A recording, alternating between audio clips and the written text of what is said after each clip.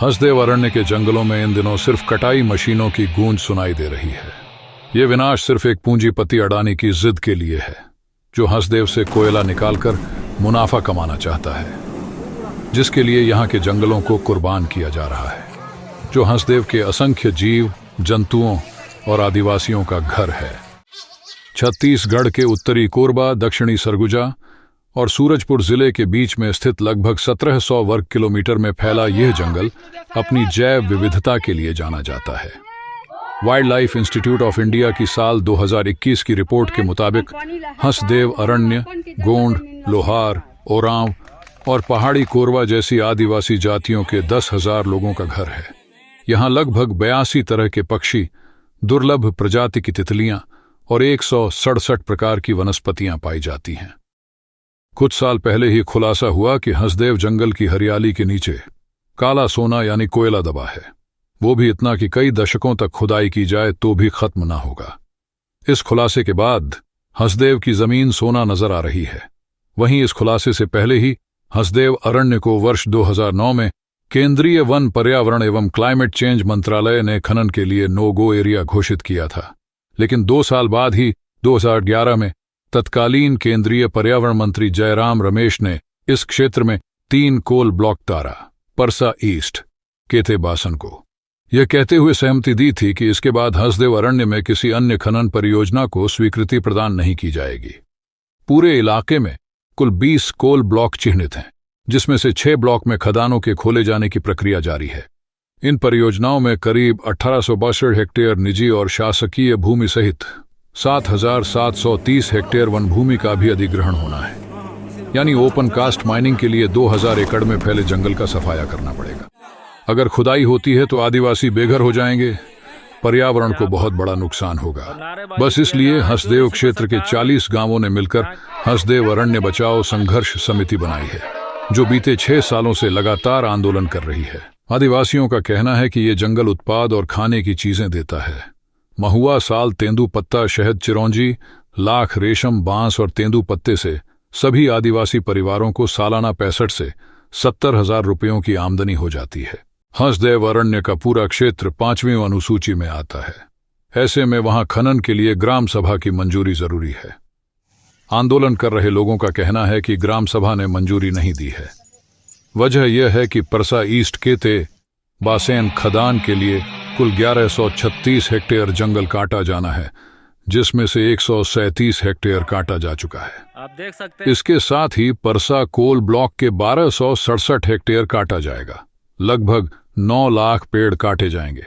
इससे वन्य जीवों और वनस्पति के साथ हंसदेव नदी का कैचमेंट भी प्रभावित होगा। ग्रामीण बताते हैं कि जंगलों की लगातार कटाई के कारण जानवरों का घर छिनने लगा है। कटाई करना है तो जानवरों को मारना होगा, और जो जानवर बच गए हैं वे डरकर भागते फिर रहे हैं। कुछ तो इंसानों के तौर तरीकों से इतने खफा हैं कि वे भागकर गांवों के नजदीक आ रहे हैं, लोगों पर हमले कर रहे हैं। खुदाई के लिए जिन परिवारों ने पहले अपनी जमीनें दी थीं वे अब पछता रहे हैं, क्योंकि बदले में उन्हें रोजगार नहीं मिला। जंगल और जमीन भी हाथ से निकल गए।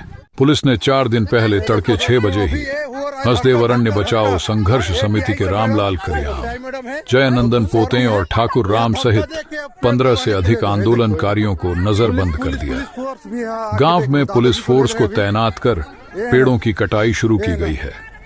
सरगुजा के उदयपुर इलाके में अलग अलग पुलिस की टीम 15 से अधिक लोगों को उनके घर से उठाकर ले गई।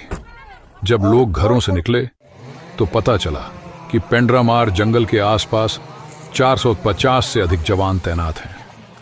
जब ग्रामीणों ने जंगल के अंदर जाने का प्रयास किया तो उन्हें पुलिस ने घुसने नहीं दिया। इससे ग्रामीण बाहर ही प्रदर्शन करते रहे और इधर 400 जवानों की सुरक्षा में कोल कंपनियों के अधिकारियों ने प्रशासनिक अफसरों की मौजूदगी में सुबह 8 बजे से लेकर दोपहर 3 बजे तक 500 आरा मशीन की मदद से पहले दिन 52 हेक्टेयर में लगे पेड़ों को काटकर मैदान में तब्दील कर दिया। कोल माइंस के लिए यह जमीन अडानी को दी गई है। इनमें से 52 हेक्टेयर में लगे पेड़ों को काटने के लिए वन विभाग ने अभी अनुमति दी है। इसके लिए पेट्रोल से चलने वाली 500 से अधिक आरा मशीनों की मदद ली जा रही है। सुबह 8 बजे से लेकर देर शाम तक पेड़ों की कटाई चलती रही। राजस्थान के लिए हुआ है कोल ब्लॉक का आवंटन छत्तीसगढ़ और सूरजपुर जिले में परसा कोयला खदान का इलाका 1253 हेक्टेयर का है। इसमें से 821 हेक्टेयर इलाका जंगल में है। यह खदान राजस्थान राज्य विद्युत उत्पादन निगम लिमिटेड को आवंटित है। राजस्थान की सरकार ने अडानी ग्रुप से करार करते हुए खदान का काम उसके हवाले कर दिया है। अडानी कंपनी ला हटाए, हमर जगह जमीन ला हम नहीं छोड़न। हमर बाल है बच्चा लइका छुआ हमन काम है रही, हमन आए पीढ़ी के जगह ला बचाए। इसके विरोध में हजारों ग्रामीणों और युवाओं के साथ कई राजनीतिक पार्टियां भी खड़ी हैं। वहीं किसान नेता राकेश टिकैत ने भी कटते हंसदेव के जंगलों को लेकर हमला बोला है। साथ ही कहा, अंबानी अडानी को लाभ पहुंचाने के लिए जड़ जमीन जंगल को खत्म करने का षड्यंत्र रचा जा रहा है। इन्हें बर्दाश्त नहीं किया जाएगा। इनके खिलाफ लड़ाई जारी रहेगी। वे आदिवासी बाहुल्य क्षेत्र हैं, जो आदिवासी अपनी जमीन जल जंगल बचाने की लड़ाई लड़ रहे हैं। आज वहाँ पे जो आंदोलनकारी लोग थे, उन लोगों को उठा के जेलों में बंद करा जा रहा है। बहरहाल सरकार ने फैसला ले लिया है। पैसे वालों का जोर भी है तो जंगल उजड़ना निश्चित सा लग रहा है।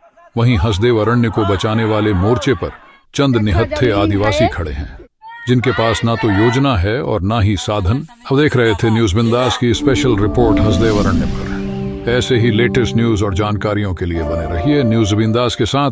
धन्यवाद।